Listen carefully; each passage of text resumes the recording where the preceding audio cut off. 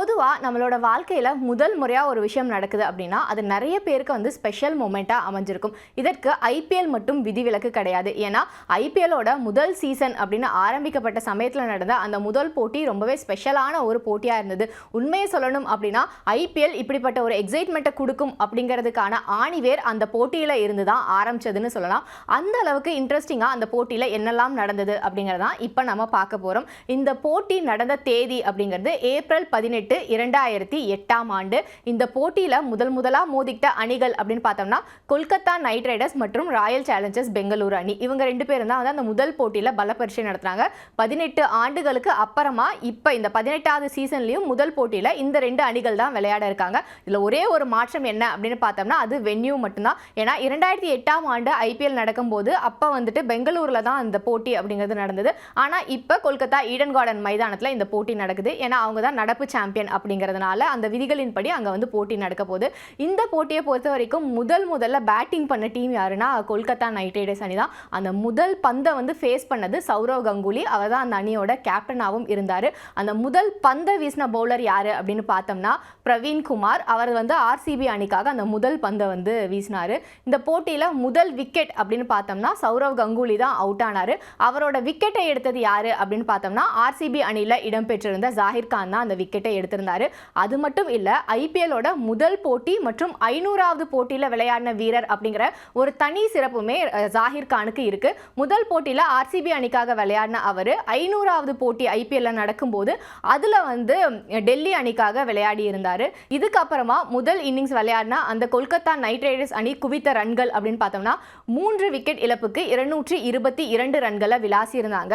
அதே சமயம் பார்த்தோம் அப்படின்னா பெங்களூரு அணி எடுத்திருந்த ஸ்கோர் வெறும் 82 ரன்கள் தான். ஸோ ஒரு மிகப்பெரிய மார்ஜின் வித்தியாசத்தில் தான் கொல்கத்தா நைட் ரைடர்ஸ் அணி அந்த முதல் போட்டியில் வெற்றியை பதிவு செஞ்சுருந்தாங்க. இதில் பெங்களூரோட பேட்டிங் அப்படின்னு வரும்போது ஒரு இன்ட்ரெஸ்டிங்கான விஷயமும் அதில் இடம்பெற்றிருக்கு. அதுதான் விராட் கோலி.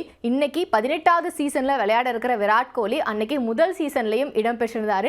என்ன இன்னைக்கு நம்ம அவர் எல்லாரும் கிங் அப்படின்னு அழைக்கிறோம். அன்னைக்கு அவர் வந்து ஒரு அறிமுக வீரர், இளம் வீரராக பார்க்கப்பட்டார். ஏன்னா அதற்கு சில நாட்களுக்கு முன்னாடி நடந்த அண்டர் 19 உலகக்கோப்பையை வந்து விராட் கோலி தலைமையிலான இந்திய அணி ஜெயிச்சிருந்தாங்க. ஸோ அதன் மூலமாக தான் விராட் கோலிக்கு இந்த ஐபிஎல்ல விளையாடுறதுக்கான வாய்ப்பு அப்படிங்கிறதுமே கிடைச்சது. இந்த போட்டியை பொறுத்த வரைக்கும் விராட் கோலி அடித்த ரன் அப்படின்னு பார்த்தோம்னா வெறும் ஒரே ஒரு ரன் மட்டும்தான் அடிச்சிருந்தாரு. ஆனால் அன்னைக்கு யாருமே நினச்சி பார்த்துருக்க மாட்டாங்க இவர் தான் வந்து எதிர்காலத்தில் இந்திய கிரிக்கெட்டோட முகமாக பார்க்கப்படுவார் அப்படின்னு. ஸோ அந்த அளவுக்கு வந்துட்டு விராட் கோலியோட பெர்ஃபார்மன்ஸ் அப்படிங்கிறது அந்த ஃபர்ஸ்ட் சீசனில் பெரிய அளவில் சொல்லிக்கிற அளவுக்கு இருக்கலை.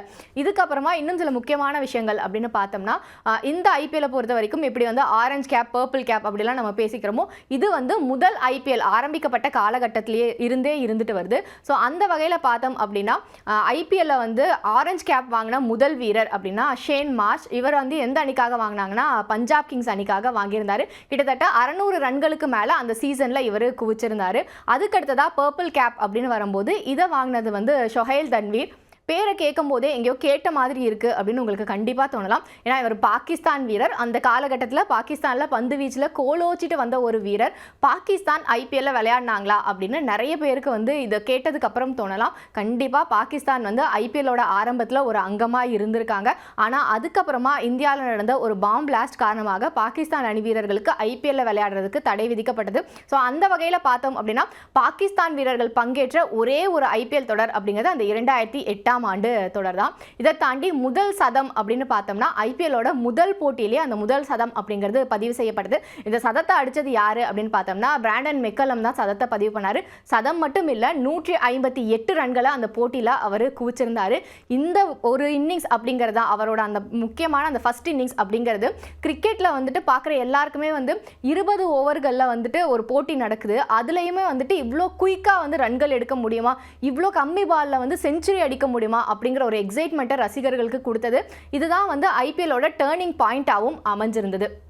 இதை தாண்டி இந்த ஐபிஎல் சீசனோட ஹேட்ரிக் அப்படின்னு பார்த்தோம்னா ஹேட்ரிக் விக்கெட்டுகளை எடுத்த முதல் வீரர் வந்து லக்ஷ்மிபதி பாலாஜி. சென்னை சூப்பர் கிங்ஸ் அணிக்காக அவர் விளையாடின போட்டியில் தான் அந்த ஹேட்ரிக் விக்கெட்டை வந்து பதிவு பண்ணியிருந்தார். நான் முன்னாடியே சொன்ன மாதிரி சொஹைல் தன்வீர் இருக்கார்ல, அந்த சீசனில் வந்து அவர் 6 விக்கெட் எடுத்திருந்தார் ஒரு போட்டியில்.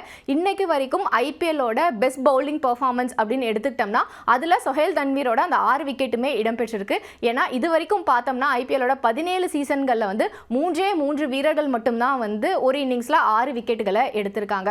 இதை தாண்டி இன்னும் ஒரு இன்ட்ரெஸ்டிங்கான விஷயம் அந்த டோர்னமெண்ட்டை பொறுத்த வரைக்கும் இருந்ததுன்னா, இப்போ வரைக்கும் ஐபிஎல்ல நடந்த அந்த சுவாரஸ்யமான விஷயங்களை நம்ம பார்த்தோம். இவ்வளோ ஹாப்பியா அந்த டோர்னமெண்ட் முடிஞ்சதா அப்படின்னு பார்த்தோம்னா கண்டிப்பா கிடையாது. அந்த முதல் போட்டி அப்படிங்கிறதுல வந்து எல்லாருக்குமே சங்கடம் தரும் ஒரு விஷயம் அப்படிங்கிறதும் அமைஞ்சிருந்தது. சங்கடம் அப்படிங்கிறத தாண்டி அது ஒரு மிகப்பெரிய சர்ச்சையாகவும் வெடிச்சது அப்படின்னு தான் சொல்லணும். அது என்னன்னு பார்த்தோம்னா, ஹர்பஜன் சிங் வந்து ஸ்ரீசாந்தை அடிச்ச அந்த ஒரு பலார் விட்ட அந்த சம்பவம் தான்.